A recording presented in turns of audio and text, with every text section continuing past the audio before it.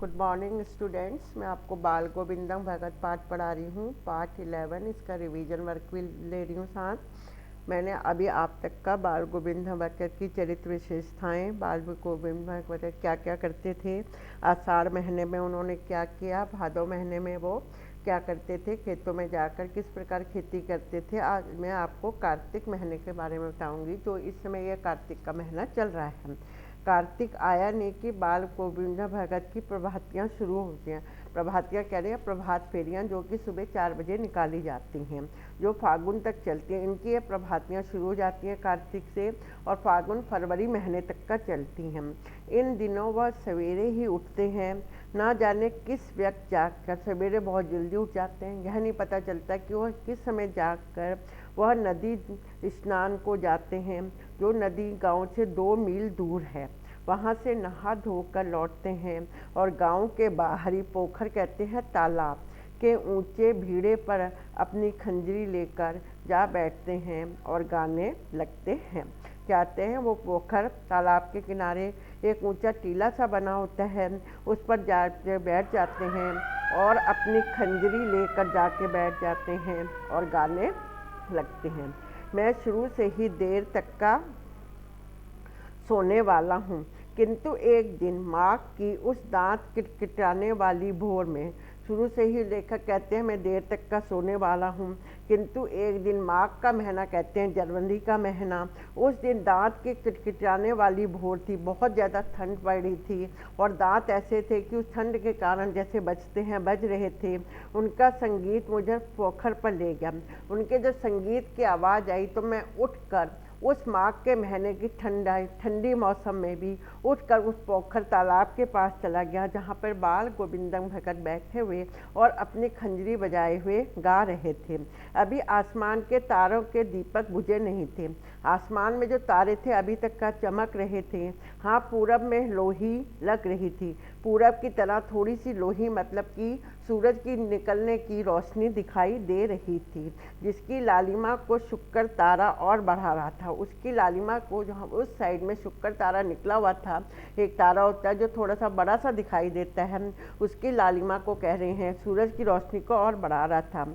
खेत, बगीचे, घर सब पर कोहरा छाया हुआ था। सारा वातावरण अजीब रहस्यमय सा मालूम पड़ता था। उस रहस्यमय वातावरण में एक कुश की चटाई पर सारा वातावरण रहस्यमय पर दिखाई दे रहा था। उस रहस्यमय वातावरण पर चारों ओर जो पर्यावरण था, वातावरण था, वह एक कुश कहते हैं घास की चटाई पर पूरब में मुंह किए काली कमली ओढ़े बाल गोविंद भगत अपनी खंजरी लिए बैठे हुए थे। पूरब की ओर मुंह किए हुए थे, काली कमली ओढ़े हुए थे और बाल गोविंद भगत अपने हाथ में खंजरी लिए हुए बैठे हुए थे। उनसे मुंह से शब्दों का तांता लगा था। वह गा रहे थे और एक के बाद एक शब्द उनके मुंह से निकल रहे। तांता लगना, एक के बाद एक शब्द उनके मुंह से निकल रहे थे।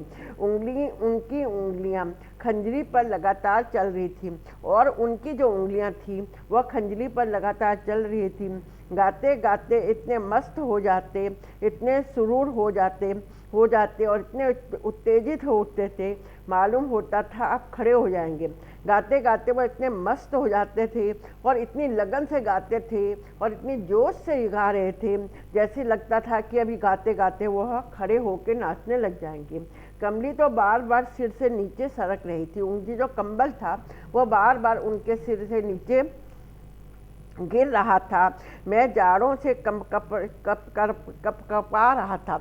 लेखक कह रहे हैं मुझे बहुत ज़्यादा सर्दी लग रही थी और मैं जाड़े के कारण कपा रहा था, किंतु तारों की छाँव में भी उनके मस्तक पर, इस समय जब तारे निकले हुए हैं हल्के हल्के सुबह के समय, उनकी छाँव पे भी उनके माथे पर श्रम बिंदु तब चमक रहा था। उनके माथे पर पसीने की बूंदें चमक रही थी, क्योंकि वह बहुत ही लगन से गा रहे थे और जोश से गा रहे थे, जिसके कारण उनके माथे पर पसीने की बूंदें आ रही थी, चमक पड़ रही थी और वह पसीने की बूंदें हल्की हल्की सी चमक रही थी। यहाँ पर इसका पहला क्वेश्चन है, प्रभातियाँ क्या है?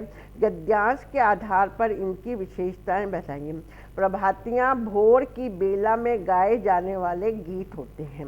जिन्हें बाल गोविंदन भगत नदी स्नान से लौटते समय पोखर के किनारे भीड़े पर गा रहे थे। भगत ताल मिलाने के लिए खंजरियों को बजा रहे थे। इनका गायन कार्तिक माह से फागुन माह तक का होता है। माघ की कड़ी सर्दी में भी भगत के माथे पर पसीना क्यों चमक रहा था?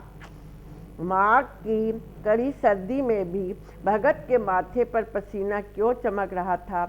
उस समय वातावरण कैसा था?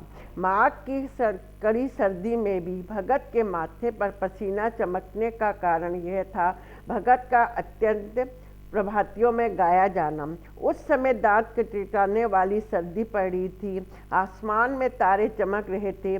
सूर्य उदय होने वाला था।